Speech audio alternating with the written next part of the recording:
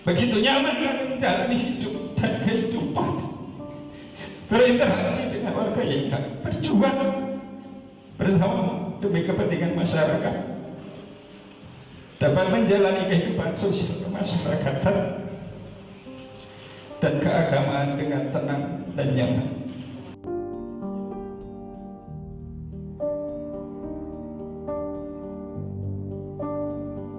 Apabila memang ditetapkan jalan tol melewati tanah, rumah, dan pekarangan kami tidak akan melawan, kami tidak akan menentang, bahkan kami akan sangat mendukung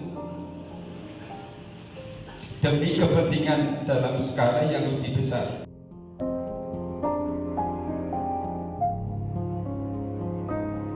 Assalamualaikum warahmatullahi wabarakatuh. Salam sejahtera untuk kita semua. Om Swastiastu, Namo Buddhaya. Salam kebajikan. Terima kasih. Pada hari ini saya akan mencoba dari sudut pandang saya berkaitan dengan menyorot apa yang terjadi terkait dengan program pemerintah berkaitan dengan jalan tol Jogja Solo. Jadi begini, yang perlu kita mesti sampaikan ya. Jadi terkait dengan pelaksanaan program, tentunya hal tersebut mengacu pada Undang-Undang Nomor 2 Tahun 2012, yaitu tentang pengadaan tanah untuk kepentingan umum ya. Jadi tahapan yang mestinya dilakukan itu pertama adalah ya, itu dari perencanaan, persiapan, kemudian pelaksanaan, yang terakhir adalah penyerahan. Nah, ini yang mesti harus kita eksplorasi. Jadi secara umum bagaimana hal tersebut tidak menjadi persoalan. Karena apapun dalihnya, apapun alasannya, bahwa program pemerintah tentunya mesti kita dukung. Kenapa? Mau tidak mau ini sudah menjadi kewajiban kita bersama, baik dari pemerintah ataupun dari masyarakat, terkait dengan pengadaan tanah untuk kepentingan umum ini. Jadi yang mesti masyarakat ketahui, ini sebuah kewajiban ya, terkait dengan undang-undang tersebut, bahwa masyarakat ini wajib melepaskan haknya dikala pemerintah ini akan mempergunakan. Nah, sedangkan ketika kita bicara dari apa yang menjadi tahapan yang harus dilakukan oleh pemerintah, misalkan dari perencanaan tentunya bagaimana pemerintah menetapkan program tersebut ya. Hal itu tidak lepas dari masukan-masukan dari berbagai pihak yang berkepentingan. Kemudian telah menjadi skala prioritas sehingga ditetapkanlah menjadi sebuah program. Nah, kemudian yang punya kepentingan tersebut adalah institusi atau instansi tentunya yang punya kewenangan berkaitan dengan program tersebut. Itu yang harusnya dan semestinya bertanggung jawab. Kemudian yang kedua, kalau kita mempersoalkan berkaitan dengan persiapan, tentunya pemerintah juga telah melakukan konsultasi publik ya, di mana ini melibatkan dari berbagai pihak yang berkepentingan tentunya seperti itu. Nah, jangan sampai nanti terkesan ya, dari waktu, dari sosialisasi, dari bentuk-bentuk yang harus dilakukan, misalkan konsultasi publik, ini adanya sebuah kekosongan sehingga di kemudian hari menjadi polemik, ya. Nah, ini saya yakin pemerintah pastinya sudah sangat lihai, ahli, ya, dalam pelaksanaan ini. Karena apa? Ini bukan pertama kali, ya, karena jalan tol itu sudah luar biasa dibuat di mana-mana, bahkan hampir seluruh Indonesia ini setelah program dari Jokowi ini betul-betul saya anggap berkaitan dengan infrastruktur, dalam hal ini jalan ini sangat luar biasa. Nah, untuk itu sekarang bagaimana kita memaknai apa yang menjadi tahapan tersebut, tentunya sudah sangat teliti dan bijak. Ini yang lebih penting di sini. Nah, kemudian pelaksanaan, ya, pelaksanaan ini tentunya jangan sampai ada hal-hal yang mungkin akan menjadi hambatan, gitu.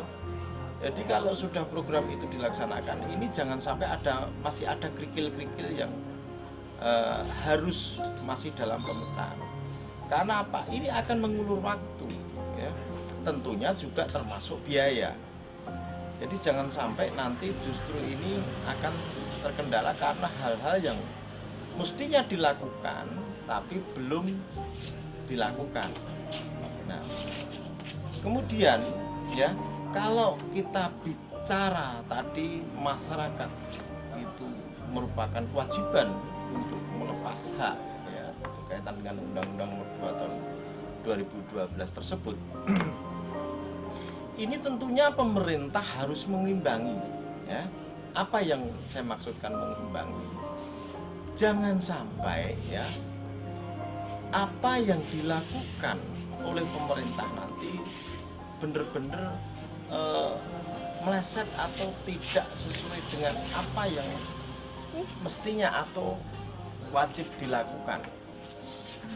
Jadi ini mohon maaf, ya, masyarakat luas semoga mendukung secara penuh program tersebut. Kemudian dalam pelaksanaannya benar-benar menjadi lancar dan tidak ada hambatan atau rintangan apapun. Nah, supaya semua akan menjadi lancar, tentunya pemerintah yang saya sampaikan tadi mengimbangi. Kalau masyarakat dikatakan wajib, ya kan? Sekarang bagaimana pemerintah mengimbangi? Karena tujuan program pemerintah tidak lain adalah untuk meningkatkan kesejahteraan masyarakat. Nah, kesejahteraan tersebut ini tentunya lahir batin, ya kan? Jadi tidak sekedar makmur, tapi benar-benar kesejahteraan itu benar-benar bisa terjamin. Nah, artinya apa? Ini berkaitan erat dengan istilah ganti rugi. Nah, ganti rugi itu maksud saya kalau pemerintah mengimbangi ini bisa dimaknai sebagai ganti untung. Sedangkan kalau kita bicara ganti untung, itu semua yang ditentukan dalam peraturan itu mestinya harus dilakukan. Kemudian hal-hal yang semestinya dinilai dengan uang, yang bisa dinilai dengan uang, ya harus dilakukan. Jadi tidak hanya semata-mata tanahnya saja, ya. Jadi masyarakat juga harus tahu supaya nanti masyarakat punya hak, ya, bicara, mengusulkan dan menuntut hak tersebut. Nah, tentunya pasal 33 dalam penilaian saran atau nilai ganti kerugian oleh tim penilai, sebagaimana dimaksud dalam pasal 32 ayat 1 itu dilakukan, ya, bidang per bidang tanah yang meliputi satu terkait dengan tanahnya, ya. Kemudian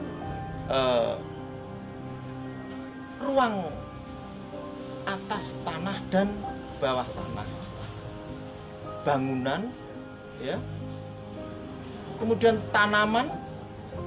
Nah, tentunya ada tanaman keras, tanaman apa yang mesti bisa dinilai, ya, itu harus mendapatkan ganti rugi. Dan juga benda-benda yang berkaitan dengan tanah dan atau kerugian lain yang dapat dinilai dengan uang. Nah, inilah yang merupakan hak masyarakat yang langsung terkena dampak berkaitan tanahnya, ya, yang dipergunakan kepentingan.